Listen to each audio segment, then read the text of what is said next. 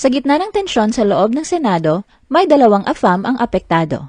Kilalanin sina Matt Ramos at Benny Boatwright na apektado sa gitna ng pagkakaaresto ni Senator Jinggoy Estrada. The Philippine Showbiz List presents sino sina Matt Ramos at Benny Boatwright na naapektuhan sa kaso ni Jinggoy Estrada. Matt and Benny's personal details. Si Matthew James Ramos, mas kilala bilang Matt, ay isang American wrestler na isinilang noong April 27, 2001 sa Naperville, Illinois. Taglay ni Matt ang dugong Pilipino mula sa kanyang amang si Crescente Ramos na tubong basista Pangasinan. Bagamat hindi siya isang Filipino citizen sa kasalukuyan, naghahangad siyang maging ganap na Pilipino sa pamamagitan ng naturalization na dumaraan sa proseso ng batas sa Kongreso ng Pilipinas. Lumaki si Matt kasama ang kanyang isang kapatid na babae at isang kapatid na lalaki. Nag-aral siya sa Lockport High School bago pumasok sa University of Minnesota noong 2018. Pagkalipas ng ilang taon, lumipat siya sa Purdue University noong 2021 upang ipagpatuloy ang kanyang pag-aaral at career sa wrestling. Samantala, si Bernie Francois Boatwright III ay isang American professional basketball player na isinilang noong July 13, 1996. Anak siya ng isang police officer at nag-aral sa Village Christian School kung saan naging mahalagang bahagi siya ng koponan na nagkampiyon sa Southern Section 1AA. Mula pa noong April 2024, kabilang na si Benny sa mga kandidatong nais ma-naturalize bilang Filipino citizen. Kapag nabigyan siya ng Philippine citizenship, magiging kwalipikado siyang maglaro para sa national team ng Pilipinas sa basketball.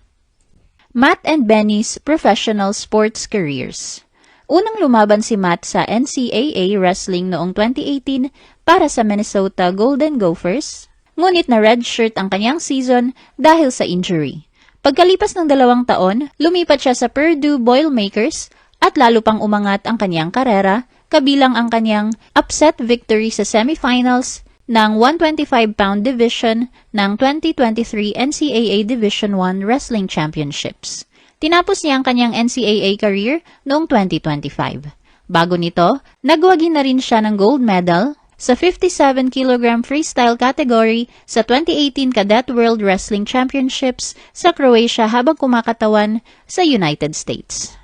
Nagkaroon din si Benny ng matagumpay na basketball career mula college hanggang professional leagues. Bilang standout ng USC Trojans, napabilang siya sa first team All-Pac-12 bago subukang pasukin ang NBA.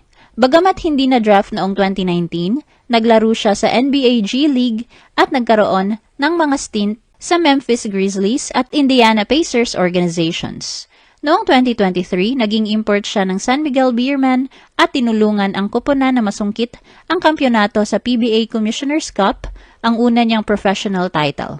Mula noon, naglaro na rin siya sa China, Taiwan at South Korea bago muling bumalik sa San Miguel Beermen noong 2026 bilang replacement import ni Justin Patton sa PBA Commissioner's Cup. Matt and Benny's Philippine naturalization put on hold. Ang naturalization ni Matt at Benny ay pansamantalang naantala dahil sa kawalan ng Senate quorum.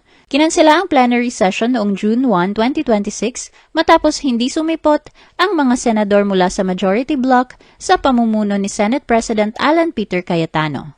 Ang hindi pagdalo ng mga opisyal ay nag-ugat sa biglaang pag-aresto kay Senator Jinggoy Estrada dahil sa kasong plunder. Dahil dito, hindi na ituloy ang pag-apruba sa ikatlo at huling pagbasa ng House Bill No. 6639 para kay Benny at House Bill No. 6644 para naman kay Matt. Sa kabila ng pagkaantala sa Senado, nananatiling positibo at umaasa si Matt na maaprubahan ang kanyang application para sa Philippine citizenship sa tamang panahon. Humingi na ng paumanhin si Senator Kiko Pangilinan kina Matt at Benny na personal pang nag-abang sa Senado nang mangyari ang insidente.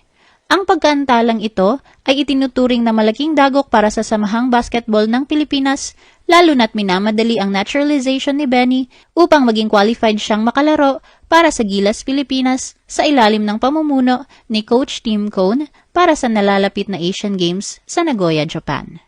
Sa kasalukuyan, hinihintay na lamang ang muling pagbubukas ng sesyon ng Senado upang tuluyang maipasa ang mga kaukulang panukalang batas at maipadala ang mga ito sa Malacanang para sa pirma ng Pangulo.